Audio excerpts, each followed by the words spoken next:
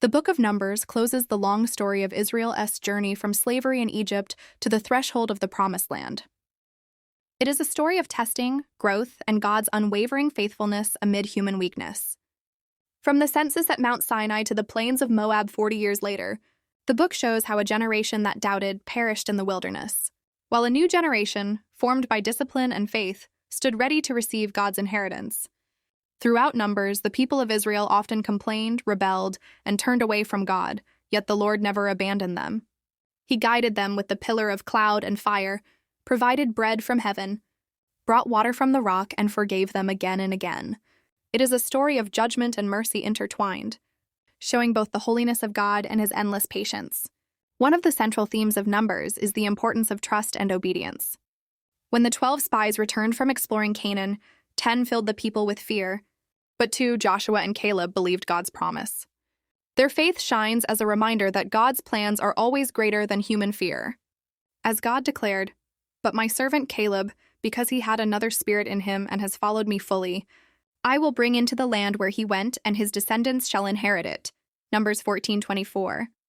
The book also points to God's order and faithfulness in leadership. He chose Moses to guide, Aaron to intercede, and the Levites to serve. Even when leaders faltered, as when Moses struck the rock instead of speaking to it, God's justice remained firm. Yet even his corrections were acts of love, teaching that holiness must be honored.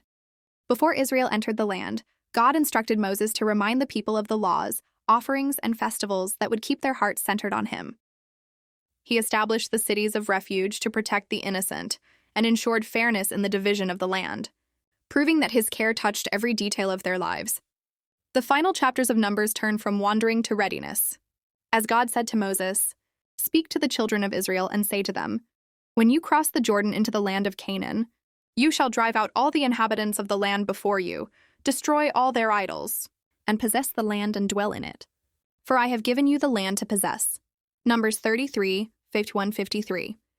By the end of the book, a new generation stands poised to step forward, guided by Joshua, armed with faith, and covered by God's promise. Numbers thus ends not in despair but in hope, the assurance that God's covenant remains unbroken and his purpose unstoppable. As we close this chapter, we see that every moment of the wilderness had meaning. Every step, trial, and triumph brought Israel closer to God's heart.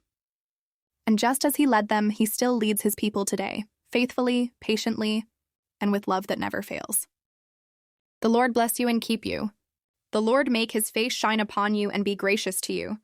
The Lord lift up his countenance upon you and give you peace. Numbers 6:24-26.